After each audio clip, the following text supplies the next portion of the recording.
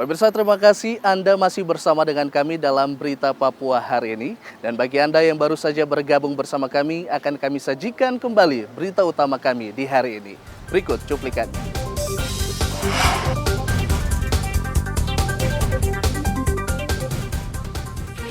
Dua pengedar ganja diringkus Satgas Pengamanan Perbatasan Papua New Guinea.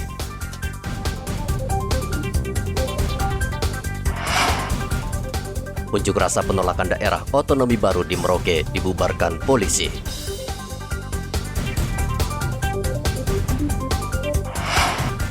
Ratusan dosis vaksin kedaluarsa vaksinasi ketiga di stop sementara.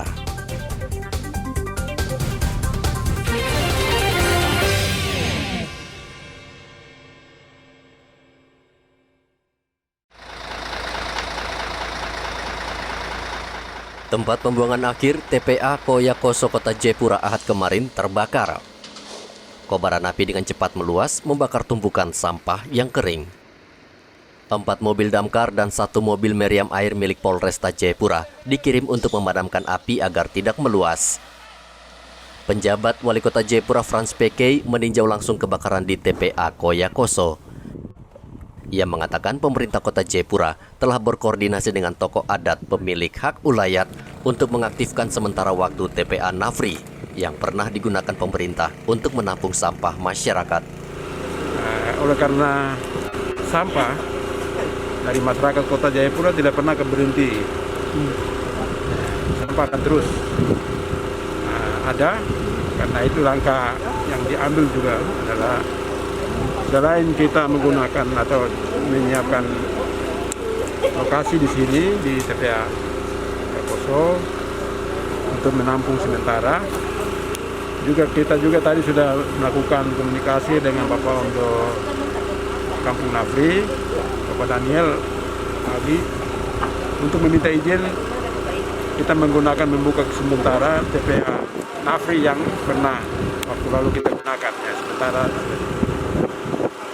Kita buka itu TPA ini supaya untuk menampung sementara buangan sampah yang dihasilkan oleh masyarakat Kota Jayapura untuk beberapa waktu ke depan sambil menunggu penyelesaian penanganan kebakaran di TPA Koso ini. Jadi itu yang tadi kita sepakati, dan kemudian selain itu juga saya minta tadi untuk memperhatikan fasilitas pendukung, sarana prasarana bagi petugas yang ada di sini, juga makan minum, juga BBM, alat-alat pendukung, termasuk juga yang paling penting juga adalah menjaga keselamatan kerja bagi semua petugas yang ada di lokasi ini.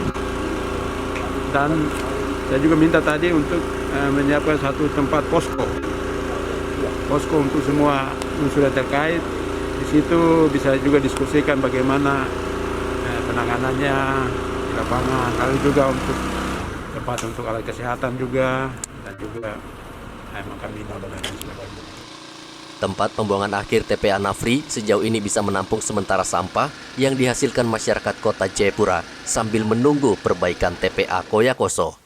Belum diketahui penyebab kebakaran, namun hingga berita ini disusun, api masih berkobar di TPA Koya Koso. Hendra melaporkan dari kota Jayapura, Papua.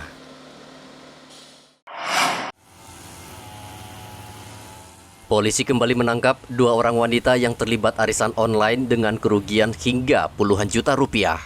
Nurmaya dan Resti ditangkap di Jalan Yosudarso, Mimika. Nurmaya merupakan tenaga administrasi dan Resti diketahui sebagai pemilik arisan online. Penangkapan 2 wanita ini berdasarkan laporan salah satu korban yang mengaku menderita kerugian hingga 40 juta rupiah akibat arisan online ini. Dari hasil pemeriksaan, Resti mengaku telah menjalankan bisnis arisan online sejak tahun 2018 dan saat ini pengikutnya sudah mencapai 51 orang. Maya mengaku mendapatkan uang Rp300.000 bila bisa menarik peserta untuk menanamkan uang sebesar 5 juta rupiah. Upah akan terus bertambah sesuai dengan nilai uang peserta yang ditanam di arisan online. Kasat Reskrim Polres Mimika mengatakan arisan online milik Resti ini bersaing dengan arisan online milik Siti yang sebelumnya juga berhasil dibongkar polisi. Namun, kedua arisan online berbeda cara untuk menarik pengikut.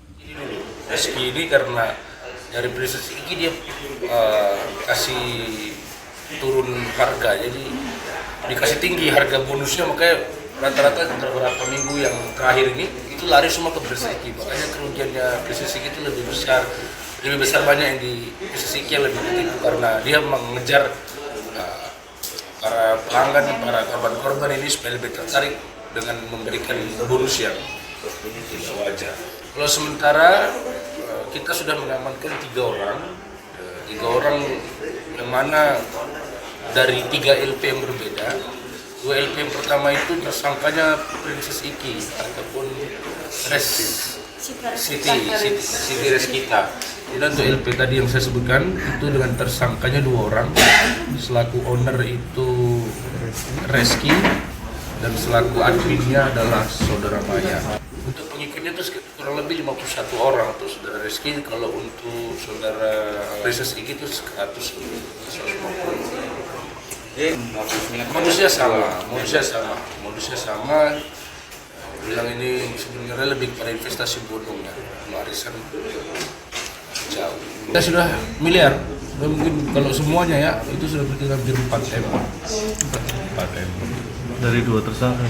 Ya, 2 tersangka dan terakhir semua kerugian ya. Tidak. Kalau dari tersangka yang 2 saja itu 1 M sekian. Kalau dari pertama itu hampir 3 M, 2 M. Polisi menduga masih ada korban arisan online yang belum melapor. Dari Mimika, Papua, Igobat Momolin melaporkan. Seluruh calon jemaah haji asal Merauke sebelum berangkat ke Tanah Suci seperti biasa mendapat pembekalan atau yang dikenal dengan manasik haji. Pembekalan digelar Kementerian Agama di Aula Kantor Kemenak Merauke Senin kemarin. Manasik haji ini merupakan pembekalan terakhir sebelum mereka berangkat pada akhir Juni ini. Manasik haji sangat berguna untuk calon jemaah haji, salah satunya yakni menjaga kekompakan selama beribadah haji di Tanah Suci Mekah. Alhamdulillah ini semuanya diikuti dan dalam keadaan sehat walafiat, semuanya sangat antusias, dan saya bermohon sebagai ketua rombongan kepada semua jemaah menjaga kesehatan dan kita bisa menjalankan ibadah ini, berangkat utuh, kembali juga utuh di sana dalam keadaan sehat walafiat, tidak ada halangan. Aku mohon doanya. Pak Ujo, ini tujuan kegiatan manasik ini seperti apa Pak Ujo? Tujuannya itu untuk lebih memantapkan keilmuan kita, untuk membekali para jamaah bagaimana untuk lebih menguasai ilmu-ilmunya untuk melaksanakan ibadah haji ini, sehingga mendapat ilmu di sana juga melaksanakan ibadah haji itu sesuai dengan apa yang sesuai tuntunan. Calon haji asal Merauke sangat senang karena akhirnya bisa beribadah ke Tanah Suci setelah sekian lama tertunda akibat pandemi COVID-19. Nah, Ibu sendiri mendapat kuota ini dan kesempatan ini seperti apa perasaan Ibu? Ya, alhamdulillah Pak. Kita sehat-sehat saja. Nah, Ibu selama ini berapa lama menunggu Bu sehingga harus berangkat tahun ini Bu? 11 tahun ya. 11 tahun. Iya Pak. Ibu Samsia, ini kan regulasi atau aturan yang ditetapkan oleh pemerintah ini kan terkait dengan umur. Nah, Iya, Pak. Ibu kan sudah di atas dari 60 tahun, ternyata bisa berangkat. Nah, sebelumnya Ibu punya perasaan seperti apa Ibu? Ya, kita alhamdulillah Pak. Ada keraguan begitu Ibu? Tidak ada Pak. Tidak ada. Artinya tadinya waktu pembatasan umur itu tetap ada? Tidak ada Pak. Tidak ada ya? Karena umur yang 65 itu tidak ikut berangkat Pak. Ibu sekarang umur berapa Ibu? 60 Pak. Nah, Ibu kali ini berangkat dengan siapa, sendiri apa dengan suami Ibu? Sendiri Pak. Sendiri ya. Untuk Bapak sendiri mendapat kesempatan ini, dapat kuota masuk berangkat haji ini seperti apa perasaan Bapak? Ya senang, kalau buat saya senang. Dapat kuota haji, nomornya keluar, nomornya itu paspor keluar, kita senang. Ya syukur alhamdulillah, saya senang sekali. Berapa tahun Pak Budi mendapat daftar tunggu ini Pak setelah ini? Saya dari daftar tahun 2012. 2012 ya sampai dengan baru ini Pak. Sudah hampir 8 tahun.